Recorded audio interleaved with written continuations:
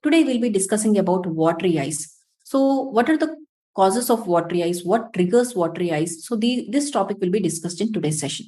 So when do you call this watery eyes? So let us discuss about the normal mechanism first. So we have a small gland here, which is called as a lacrimal gland, which produces the water or the normal tears of a healthy eye. So once the normal tears are produced, they travel through a certain distance, and from a small hole, they will be drained into a duct or through the nose. So this is the normal mechanism of water production and the water drainage. So any abnormality or any disturbance in this production or the pathway or the drainage system leads to watery eyes. So when does this abnormality happens is, let us go stepwise. So as I said, lacrimal gland production. So what happens is, when there is any irritation to our ocular surface, say some environmental dust particles or some foreign body, so these obviously lead to reflex secretions from our lacrimal gland.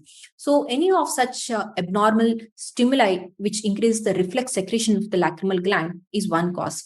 Second is when there is a improper blink rate, or there is some nerve palsies or some muscle disturbances. Muscle in the sense, I mean the muscles around the eye.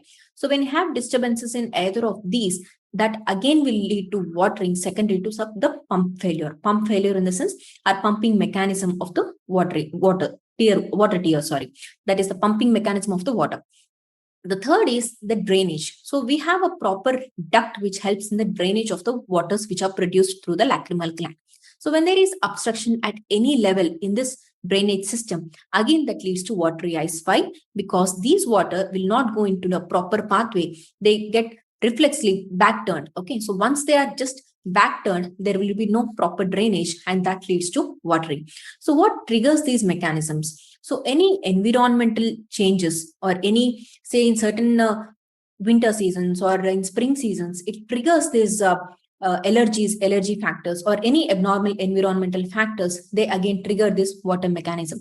And also, as we are talking about the duct obstructions, the age, certain most common is because of the age. So we see these duct obstructions secondary to age, or any other obstructions, and any simple congenital obstructions we call it as, because some people are born with this congenital obstruction.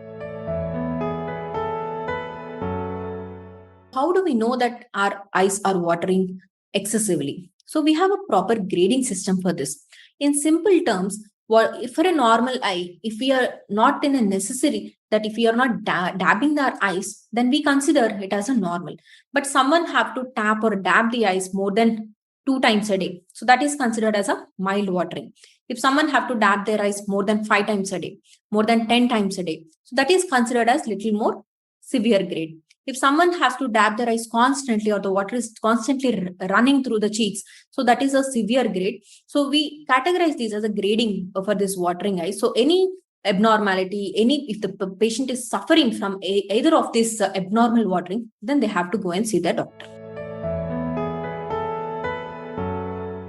When you should consult a doctor is whether if your watering is troublesome and interfering with your daily activities, then that is the time you consult your doctor, because it is better for you to know your watering is due to which cause. Okay, so simple causes like dryness or some allergies can still be given some time, because that is not an emergency.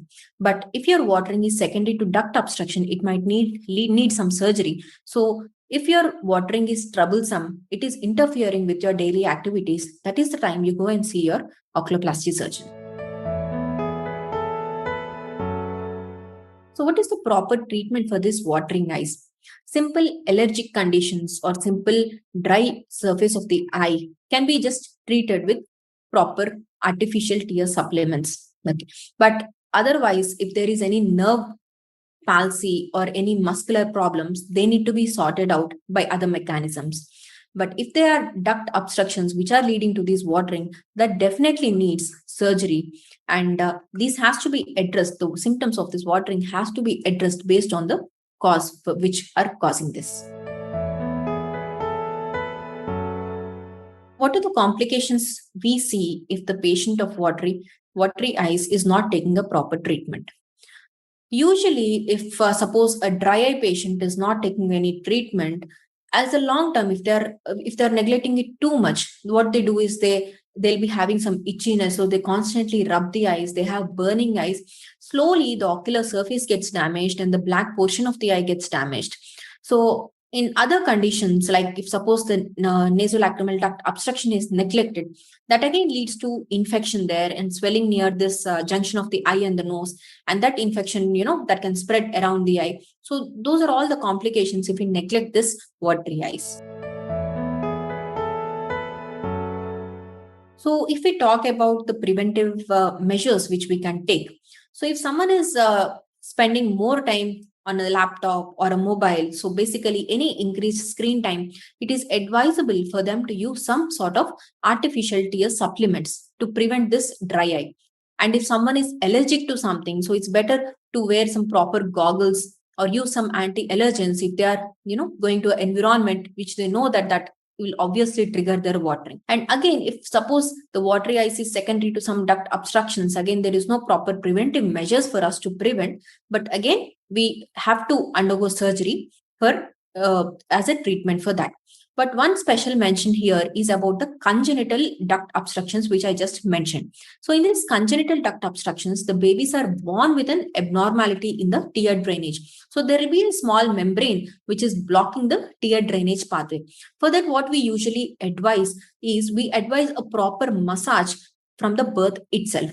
So if the parents do a proper massage regularly, so that problem can be sorted out. So what happens is with that massage, with that particular pressure, that membrane which is causing the block in the duct is obviously relieved.